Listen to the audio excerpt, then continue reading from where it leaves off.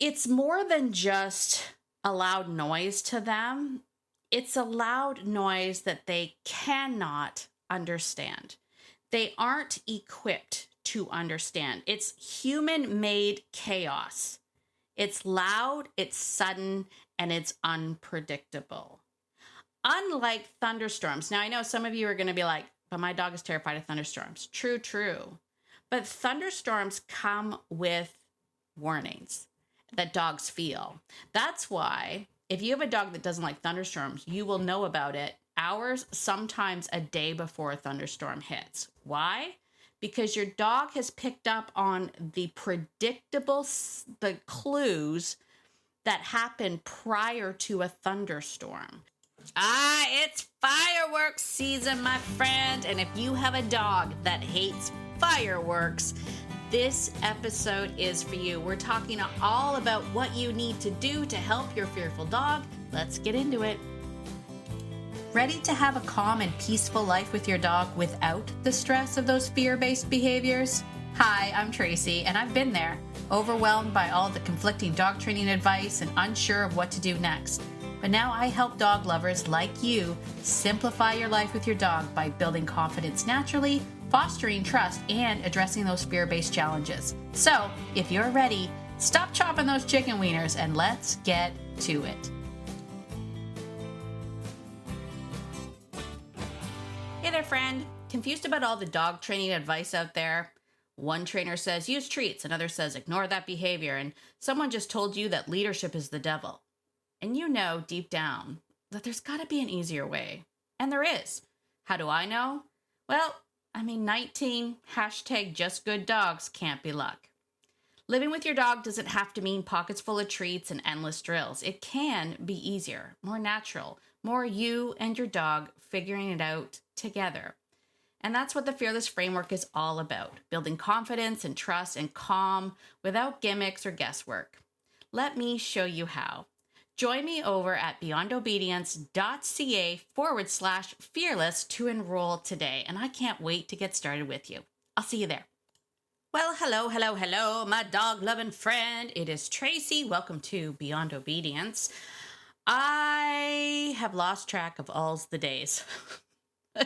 Lost track of all's the days. Let me explain where I'm coming from, because I will tell you that I missed this podcast post for Canada Day, and I am a Canadian.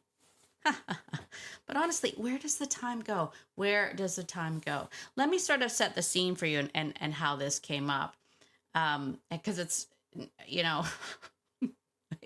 I didn't even recognize it in the moment that this happened. I was out trying to get the horses. Now, if you don't know, we live on a big hill. Sidebar, we bought this place sight unseen, and from the pictures, I thought it was rolling hills, but it's not. It's one big hill. And wouldn't you know it, every single time it's time for me to get the horses, they are up over the hill somewhere, just lost in the back 40. You know what I'm saying? Anyway, I digress. The point is that the next day we were expecting a lot of rain and some thunderstorms. So I was like, I would like to bring the horses in. So I'm wandering up the hill and I'm hearing these noises, like I'm hearing these banging noises. Now, in my defense, I do have a neighbor that I don't even know what it is. It was explained to me when I first moved in by my lovely neighbors that the sound that we were hearing was our neighbor that has like an air cannon or something that fires off to scare birds maybe out of his crop or something. I don't know. It's something. Anyway, when I first moved in, I was like, what's going on? And my neighbor was like, oh, that's it's all good. It's just an air cannon and it's not going to hurt anybody. It's just scaring the predators and the birds. And I was like, okay. So in my defense, that goes on all the time. But so I didn't pick up right away that the noise was different. And I'm walking up over the crest of the hill and I see my two horses and they are standing like alert, like full on alert. And I was like, hey, there you are. I didn't pick up on it. I'm not really paying attention. I'm like, hey, there you are. And I'm like, come on, you guys. And they didn't move. Like they were like frozen. And I was like, what's happening? And then I kind of turned behind me and I'm looking at where they're looking and I'm like, what's going on? And when you have that thought of, oh man, is there a predator behind me? Like, whoa, what are you looking at? So I'm looking around. I can't figure it out. All of a sudden the noise goes off again and the horses both turn their heads. And I was like, oh, it's the noise. Now I'm like, it can't be the air cannon, right? Because they're actually used to that now. Like that goes off all the time. And I realized it's a much different noise. It's a much sharper noise. And I'm pondering it. I'm looking at the horses and I'm like, come on, you guys, like, let's just go. They won't move. They will not move. So I start walking towards them. They starts going off again. And then I hear the whistling noise. And I'm like, oh my gosh, those are fireworks. Like somebody's letting off fireworks. Now, my first thing was, what day is it today? Like, what's the date today? Like, what are we celebrating? And it wasn't even that dark. Like, it wasn't dark out. Like, I wouldn't go in the field in the dark and get horses. Like, it was dusk, but it wasn't dark. So my brain's like having a hard time putting it all together. You know what I'm saying? And next thing you know, there's a lot of them going off and it's the ba ba ba ba ba ba ba ba ba, and I'm like, oh my gosh. And all of a sudden, my thoroughbred, my chestnut female thoroughbred, and all the horse people quivered, exactly, comes at me. And I mean, at me, with that whole like, save me. And I'm like, whoa. And I'm now like completely like, oh no, I've got two frantic horses that have now recognized who I am. Like they've now, because I took my hood off. Like I was like, is it like, you can't tell it's me? It's me. What are you guys doing? Now I've got a 1,200-pound redheaded thoroughbred running at me. And I'm like, whoa, whoa, whoa, whoa, whoa, and I'm not going to lie. I kind of start to panic because, well, if it's a chestnut female thoroughbred, if you know, you know. I mean, she's flighty on the best of days. And right behind her is Magic. So Sunny's running at me. Right behind her is Magic. And I'm like, okay. And I'm trying to put my hand up. I have to like my hands up and I'm trying to calm everything down. But my heart is now racing. The fireworks are still going off. And I was like, who's doing fireworks today? And what day is it? Like I couldn't figure out what day it was. And I will say this, spoiler alert, it actually wasn't Canada Day. This was on Saturday. And I was like, it's like the 27th, the 28th. Like, I'm like, what is actually happening? But now here I am. I'm literally stuck up the hill. I've got two frantic horses that are both trying to push their way into me. I didn't think to bring up any sort of tools or anything to help me because I didn't recognize that this was going to be, an all-out flight fest with, 2,400 pounds of horse. And so I had to keep, like, I'll be honest, I literally was like, for my safety, I hung out beside Magic because he's a little bit more level-headed. And I kept on kind of putting myself on the other side of Sunny. Like, I would like jump to Magic's side and kind of like, if Sunny crossed in front, I would like move and I go to the other side of Magic because I'm not a fool. Like she will jump in your lap. And it's not mean. It literally is like when she's scared, she leans into you. And so I'm not gonna lie, it was a very scary walk down the hill. It had been raining all weekend, so the ground was wet, it was muddy, there's fireworks that are continuing to go off, and all I could think of is like, I gotta get out of this field. Like, I have to get out of this field. And finally got down, and I even at the bottom, I went underneath the gate to like let them in to get on the other side. I took a breath and I still like, you should have, like, Sunny's eyes were like bright wide and her nostrils are flaring and she's doing the puffy thing and she's like coming at me. And I'm like, Sunny, like, you have to wait. I literally had to open the gate and then jump out of her way. She ran into the paddock and Magic ran after her. And I was like, oh, I really wish people understood how traumatic fireworks are for horses. And honestly, I always know, like, I generally will put my horses away, and I'll put them away early on days I know that there will be fireworks. It was just, this was like 3 days early, 4 days early, right? And I remember thinking, like, man, I gotta make sure that I'm prepped for that. Now, for me personally, dog wise, I don't have any dogs, I don't think, that are scared of fireworks. And I say I don't think only because I've never tested them, right? I'm going to get into this podcast in a second and why I wanted to bring it up. But I don't know 100%. I'm sure Nike would probably find them odd, and she might be a little bit startled by it. But I don't currently have any dogs that I know are terrified of fireworks, or for that matter, thunder and lightning, right? But that was my Saturday.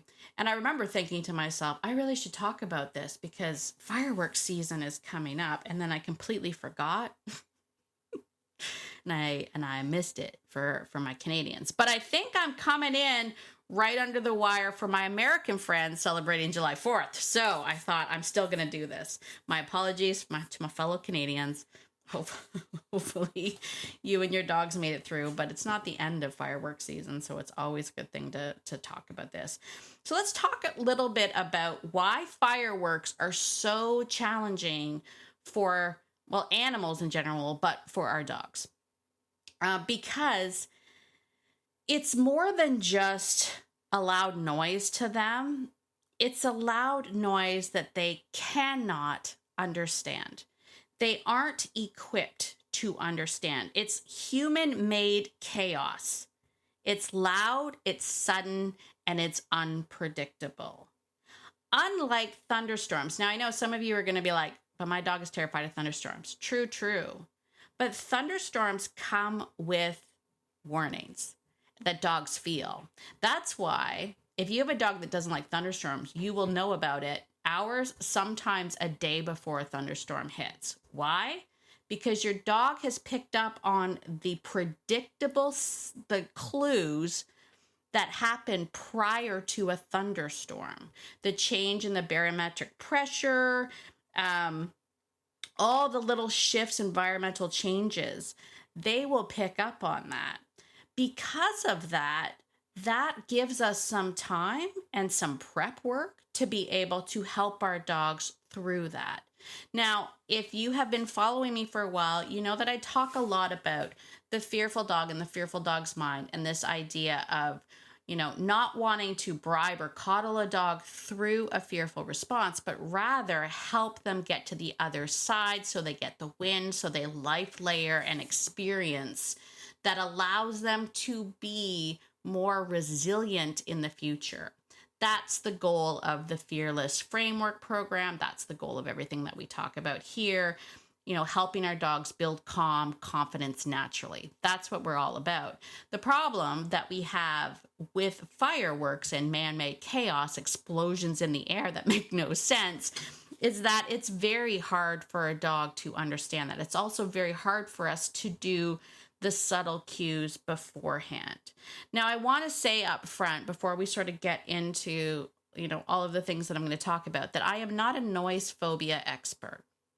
And there are techniques and whatnot to expose your dog to the noises and to help them through it. And I really, truly believe that for noise phobias that are man-made and unexplainable to dogs, unnatural to dogs, those techniques are really, really valuable, right?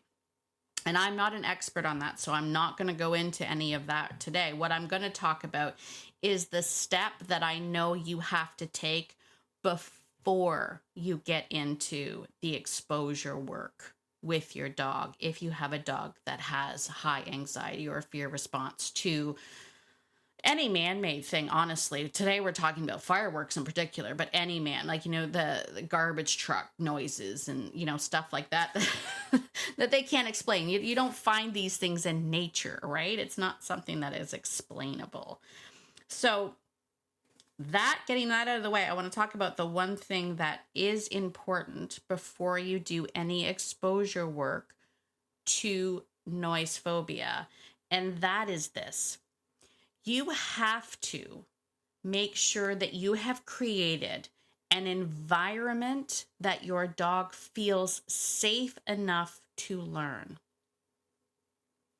If you don't have the environment in which your dog feels safe enough to learn, you are not going to get a lot of great results with the exposure training, right? What we don't want is a dog that is still kind of figuring out stuff in the home and hasn't figured out their pattern of predictability and isn't quite sure about you and all of this stuff. And then on top of it, you're going to be like, now let's expose you to these strange noises while I give you food. It won't work. And I'm sure if you ask any phobia expert, they would agree with me, right? The very first step is that there has to be a space for the dog to learn. No dog can learn in a state of panic or fear. No learning takes place when they're like that. So we're going to talk today about all the things that you can do to create that safe space for them. But first, let's get into what not to do. Here are the things that I don't want you to do if you have a dog that struggles with fireworks. Please do not drag them to a fireworks. Please. Just hear me when I say this. Listen, I've mentioned this before. I'm going to mention it again. I personally don't think any dog should be at a fireworks event. Now, I'm not talking about like the small events that people have at their home and whatnot, like if you have friends over and you're just doing, I'm talking about, the big events with the musical guests and the food trucks. We do it big here in New Germany. I'm not going to lie. Like, we do it big here. Canada Day celebrations here where I live. Big deal, right? So I'm saying I don't want to see any dog there. Any dog. And I know some of you are going to come at me and you're going to say, but my dog's fine with fireworks. I don't care. I don't care. Here's why. Here's why I don't care. I don't care because you taking your dog to the firework display isn't for the dog. There's no part of that experience that is dog friendly. There's no part of that is something that dogs would naturally want to do. Unless your dog really can't hear the fireworks and is just there to pick up the fries that fall down or snag a hot dog from a kid. But even then, I wouldn't want my dog running around, getting into people's truck food and all of the there's kids running around, there's chaos, there's those, what are those sparkler thingy majiggies that also make no sense. How do those work? They're like magic. Like, I can never understand, the sparkler things. You light them and they burn out. Those are magical. Like, I don't understand them. How would a dog understand them? They make no sense. And my point is, you're not doing that for the dog. Anytime I take my dog anywhere, I really want to do it for the benefit of the dog. We're going someplace that benefits the dog. We're going to the beach and we're going to dig in the sand. We're going for a forest walk and we're going to sniff some things and we're going to go on a trail and we're going to do a scent trail in the woods. Like, we're doing something that benefits the dog, that the dog would like to do naturally. And I don't feel like there's anything for a dog in a fireworks show. I really don't. And the amount of times that I've been to fireworks shows and I've seen dogs that are clearly uncomfortable and people just kind of dragging them around and kids running past and just quickly petting the dogs. Like, it's a recipe for disaster and there's no reason for your dog to be there. Now, I have had people say, but my dog gets freaked out if they're by themselves and they don't mind fireworks and blah, blah. You can fight me on it. I still don't think they should be there. I think you should find a safe space for your dog to be. That's just how I feel. So the other thing I don't want you to do is to drag them to fireworks and have them get used to it. That's not a thing that we do. That's not the way they would do it. Remember what I said about if we want a dog to get used to it, they have to be in an environment that is conducive for learning. And that environment ain't it? Obviously, I don't want you to ignore the signs of distress. This isn't those moments where you're just like, I'm going to ignore it and they can get over it. Like, suck it up, Sally. I don't want you to do that. But I also don't want you to coddle, because your energy matters. Okay? What you are going to do for your dog is you're going to create a safe space, a quiet, secure space where your dog already feels safe. Now, if you're someone who has been following me for a while, you know I talk a lot about the comfort zone, especially for dogs really struggling. We start off with making the comfort zone as small as possible so that they know that without a shadow of a doubt, nothing can hurt them, harm them. Nothing is going to happen inside that comfort zone. And then we build out from the comfort zone. So when we're talking about this is why crates are a great, great, great way to start. Even if it's not something that you put, like, you don't have to shut the door, but having a nice covered crate that's got your dog's soft blanket and the toys that they love, everything in there, and you've already done this ahead of time. Your dog's already used to this crate. They know without a shadow of a doubt nothing's going to happen to them because nobody's broken that trust. That's a great place to start. And then we build out from there. Maybe it becomes the room that the crate is in. Maybe it then becomes your living room and the room that the crate is in. Maybe it becomes your whole house. But you start from the smallest space that you can. Create a soft space, a soft, quiet space, a secure space where your dog already feels comfortable and safe. Now, you can use some background noise. There's lots of studies out there about, different music styles that help dogs to feel calm. Calming music can help buffer some of the noises. Certainly do that. And then the other tip I have is to have like a calm kit. You should be working on all the things that your dog needs to feel calm. What are those things that help calm dogs? Those things are like chew toys. Anything that your dog chews on with the back of their jaw, right? When they're really gnawing at the back of their jaw, that's a calming, self-soothing activity. And we would encourage that. You can have a favorite toy, comforting. Some people, you can play around with scents. There's and I don't have the stats on it, but having what is it? I wanted to say endorphins. That's not what I mean. Is it? No. Those infusers that you plug in that emits the is it endorphins? What's wrong with my brain today? It might be. It smells like the mother. I don't know. There's been some people that claim those things work great. Some people say that doesn't do a thing. It's up to you, right? But the biggest tool in your toolkit, in your calm kit, in your thing that you can do for your dog, believe it or not, my friend, is you. And if you have been working hard on all of the things that I've been talking about on this podcast, all of this idea of creating a pattern of predictability, you being predictable not only in your actions, but in your emotions, you being a calm, steady force of nature in your dog's life, you become the thing they need to feel better. Instead of them hearing the noise and freaking out and like running, fleeing, or freezing and shaking, they're going to look to you and say, oh my gosh, that was scary. Are you okay?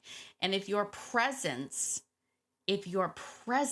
lets them know that you're okay, then they will actually start to feel better about you being there.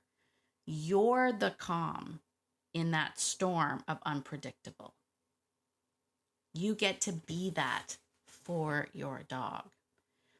And so this isn't obviously something you're going to do a week before the big fireworks day. No, of course, this is something you're working on all the time. This is something that you work on every single day. This is also something that on the days that you mess up, on the days when stress has gotten the best of you and you've lost your cool and you forgive yourself and you move on and you start again the next day and you're like, today is going to be the day that I am the calm force. I am the cool, calm, collected person that my dog needs. But every moment that you have, every moment that you spend with your dog is your opportunity to prove that you have what it takes to be the person that your dog needs them to be. right? Every single day. So that is my hope for you, my friend. If, as I say, I miss Canada Day. I'm so sorry. But I'm coming in under the wire for July 4th for my American friends. So I'm coming in under the wire for you, my friends. But, do your dog a favor. Don't take your dog to fireworks.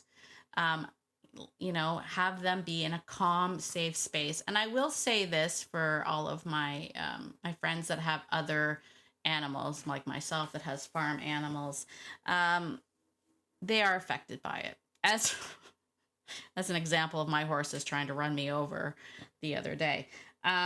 They are affected by it. So do what you can to give them a safe place. Bring them back in from the field, have them in the barn, something like a place that is secure for them as well.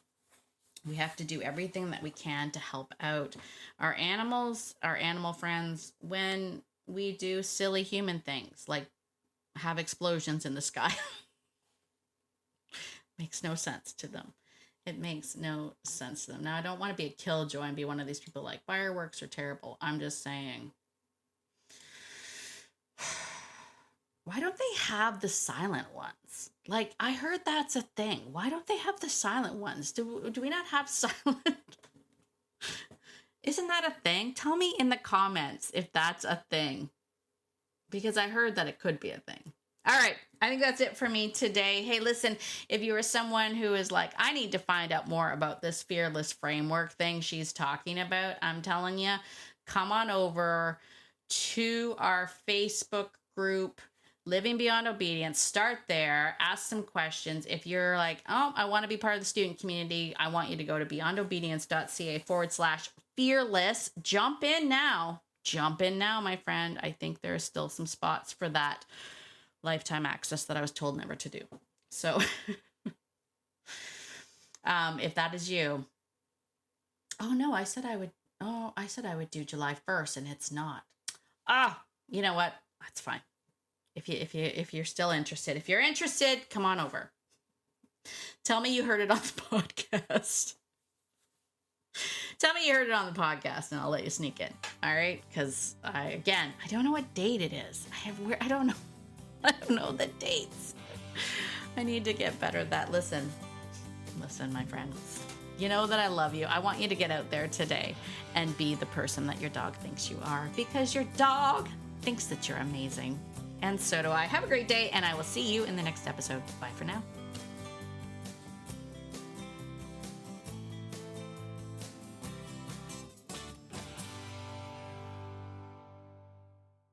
Oh, and one more thing. This podcast is meant for entertainment and education purposes only, and it's not meant to replace hands-on professional training. If you're really struggling with your dog, please reach out to a professional in your area. All right, I think that's it. Bye for now.